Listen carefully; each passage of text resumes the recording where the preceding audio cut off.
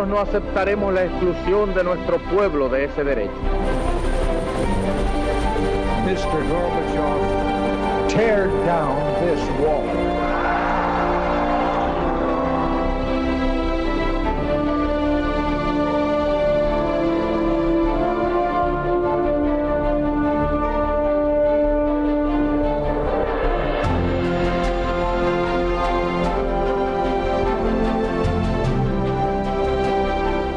Buenas noches, señoras y señores. Bienvenidos a Tiempos Modernos. En abril de 1931, abandonado de todos, Alfonso XIII salía de España rumbo al exilio. El monarca había cometido numerosos errores, pero la razón final por la que dejó la corona aún hoy resulta poco explicable. ¿Cuáles fueron las verdaderas causas de su decisión?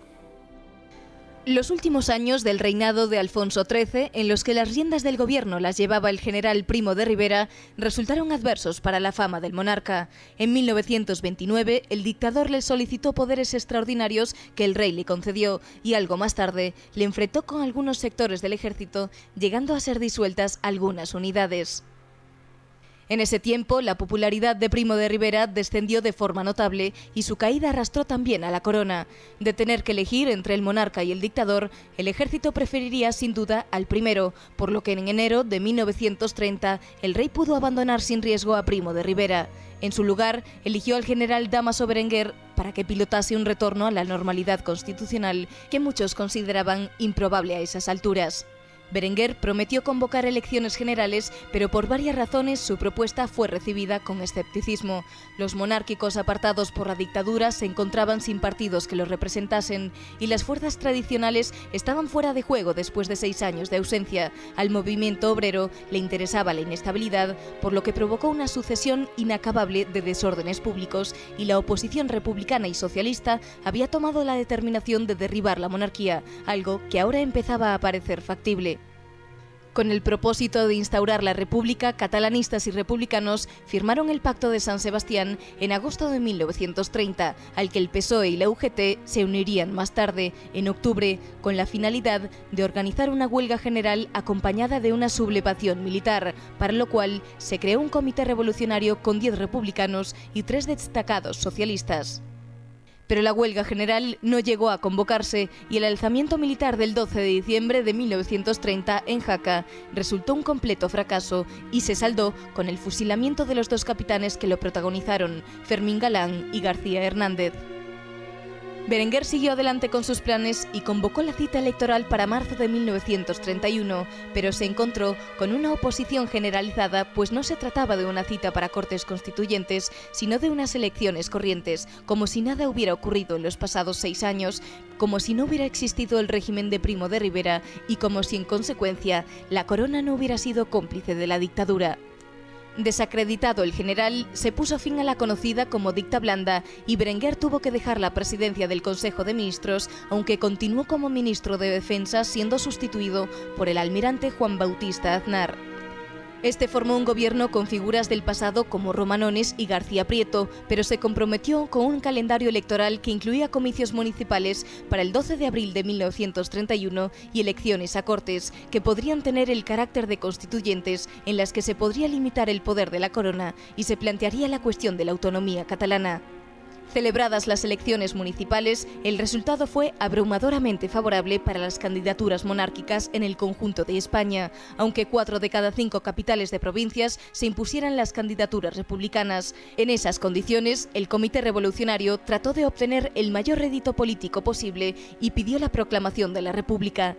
La verdad es que nadie lo tomó muy en serio, y menos que nadie, los propios republicanos. Se trataba, a fin de cuentas, de una de las elecciones municipales.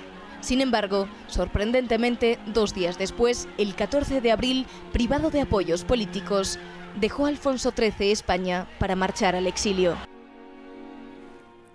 Don Carlos Gregorio Hernández, muy buenas noches. Muy buenas noches.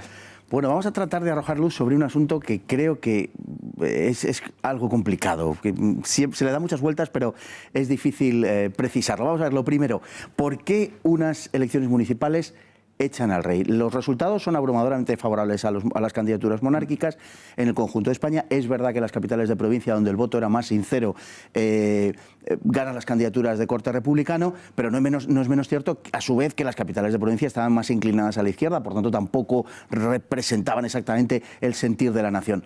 ¿Por qué unas elecciones municipales echan a Alfonso XIII? El resultado global no es lo determinante porque no se conoció, es decir, las decisiones se tomaron sin conocer el resultado. De hecho, hay una comisión de investigación durante la República que, cuando va llegando un poco una conclusión contraria a los intereses del nuevo régimen, para y se sigue sin saber y no se sabe el resultado final. Las elecciones municipales habían tenido una primera vuelta el primer día de abril, donde solo se presentaba una candidatura, era elegida sobre la marcha, el llamado artículo 29 de la ley electoral. Ahí ganan también los monárquicos, pero el resultado de que haya ya 5.000 concejales republicanos en unas elecciones de artículo 29, digamos, donde los monárquicos no han sido capaces de competir con los republicanos, es un signo también importante. Cuando suceden estas votaciones del 12 de abril, los resultados llegan obviamente primero las grandes ciudades, porque los medios de comunicación son mejores. Por algo tan sencillo, el ministro de la Gobernación, el ministro digamos, el pequeño equipo de Estado, etcétera, que se reúne, va recibiendo los resultados de las grandes capitales, Madrid, Barcelona, Bilbao. De las 8 primeras, solo Sevilla se desmarca. Es decir, de las 8 primeras, todos son resultados a favor de la República, menos Sevilla. Ojo, es muchísima población. No es una victoria en concejales, es una victoria en concejales de los monárquicos, pero en votos la cosa no es tan clara. Es decir, la población ya es determinante en el caso de las ciudades, ¿no? Entonces, en ese sentido, el ritmo de la comunicación es la clave. Es la clave en este Pero caso. son municipales. Son municipales, porque era el acuerdo, como bien dice el vídeo, el acuerdo realizado era un proceso que se invierte. El gobierno del general Berenguer tenía previsto ir directamente a Cortes, a elecciones de diputados. El general Marzo, que era el ministro de la Gobernación, que tenía que gestionarlo, cuando llega septiembre dice, no las gano. Claro. Y se cambia un poco el ritmo de los acontecimientos. Ahí sí, los monárquicos aceptan participar, primero los conservadores, luego ya también los liberales, porque se habían retraído de la colaboración con el proceso que quería el rey, de ir otra vez a 1923. Y en el tiempo que va de septiembre a enero se establece este nuevo calendario. Ya no vamos primero a las elecciones de diputados a Cortes, luego a las provinciales, luego a las municipales, sino lo contrario, sí, municipales, provinciales y Cortes. Esas Cortes querían los liberales que fueran constituyentes para atraer también, en ese sentido, la opinión de la izquierda. ¿Hasta qué punto la evidente complicidad, no hace falta explicar más, entre la monarquía y Primo de Rivera perjudica a Primo de Rivera? Es un argumento muy recurrente, pero ¿hasta qué punto sucede en el conjunto de la opinión pública y tiene impacto sobre este hecho de la huida de Alfonso XIII? Claro, la dictadura en principio era una letra de cambio a 30, 60 o 90 días. Eso es lo que anunció Primo de Rivera cuando toma el poder. El apoyo que tiene Primo de Rivera es enorme. El rey sería quizás uno de los más tibios apoyos de Primo de Rivera en ese sentido cuando se produce el golpe. Ve que no se puede parar el golpe, lo respalda. Cuando empieza a gobernar Primo de Rivera, tenemos 2 años en la que hay una serie de problemas acuciantes que involucran pues, al nuevo régimen. Marruecos, la violencia sindical, social, el tema del autonomismo. Estos son los temas del día a día. También la cuestión política, que esa es la que le va a dar recorrido a la dictadura. Cuando llega el 25, Primo de Rivera dice, solucionados los problemas, queda el problema político. Y convoca un referéndum. Y tiene más de 7 millones de firmas a su favor. Y ahí se inicia el tema de la Asamblea Constituyente. Ahí los partidos políticos tradicionales, que venían dando, aunque fuera un pequeño apoyo a la dictadura, fueron retrayéndose. Los socialistas también. Y empezó, por decirlo así, la cuesta abajo política de la dictadura. Pero luego hay otro tema, que era la economía. En el año 29 la situación internacional no es la misma, hablamos del crack del 29, en España también empieza a notarse, aunque tarde, algunos efectos y tiene dimisiones de su equipo, Calvo Sotelo y el conde de Guadalhorce, que se van a la segunda línea, ¿no? Entonces eso debilita mucho a Primo de Rivera. ¿Y en esto el rey qué hace? Pues el rey es el hombre que le quita la confianza a Primo de Rivera en el día 28 de enero e intenta volver atrás. Y se le acusa en ese momento de la complicidad con la dictadura. Obviamente es evidente que ha habido esa complicidad, eso no se puede negar, pero la complicidad ha sido bastante más amplia, España ha respaldado esa dictadura casi en toto, es decir, no puede señalarse solamente a Alfonso XIII. Bueno, están por otro lado las fuerzas de izquierda empujando también con notable entusiasmo. Las fuerzas de izquierda también colaboran con Primo Rivera. Sí, no olvidemos. El PSOE colabora con Primo Rivera, secretario colaborando de Estado. Y las calles a Pablo Iglesias en época de Primo Rivera. Efectivamente. Pero a esas alturas, a final de la dictadura y luego ya, una vez que termina el periodo hasta que se proclama la República, conspiran abiertamente contra la monarquía. Está el Pacto de San Sebastián de agosto de 1930, respaldan el golpe de Estado militar que se produce en Jaca y que fracasa. Es decir, que se suman a una actuación de tipo violento para atacar al régimen. Se suman y organizan.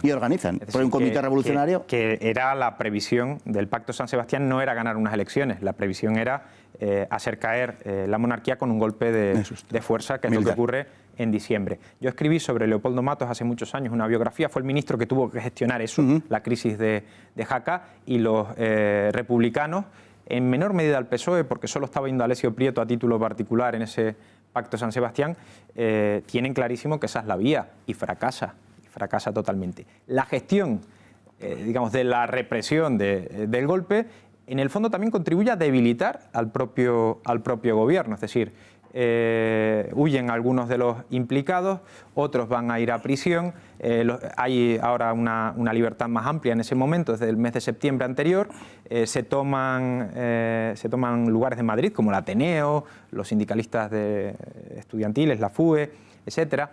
No se quiere ejercer demasiada violencia en ese contexto. Habían ocurrido los fusilamientos inmediatamente. Es decir, el capitán general de Zaragoza, que va a Jaca a detener a esta gente, actúa sobre la marcha. El ministro de la Gobernación le había dado una orden de no hacer nada. Esa orden no llegó. Entonces, el gobierno iba, en ese sentido, con el pie cambiado ante estos acontecimientos. Nos queda muy poquito tiempo, pero siempre ronda una pregunta en torno a la, no fue abdicación propiamente en términos técnicos, pero en fin, a la salida del trono, a la suspensión del ejercicio del poder real, como dijo Alfonso XIII, y es el papel de la masonería en ese abandono de Alfonso XIII.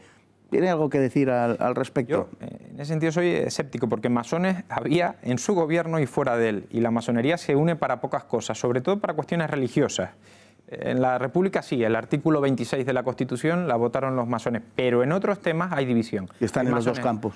A favor de la autonomía y a favor del centralismo. Hay masones a favor de la República y que defienden la monarquía. Probablemente pesaron otras cosas más que la acción de este grupo. Bueno, pues don Carlos Gregorio Hernández, muchísimas gracias. Ha sido, creo que muy clarificador sobre este aspecto de la historia de España que es y será siempre, yo creo, un poco polémico por todo lo que trajo a partir de entonces. Muchas gracias, muy buenas noches. Y a todos ustedes igualmente. Hasta el próximo programa, si Dios quiere.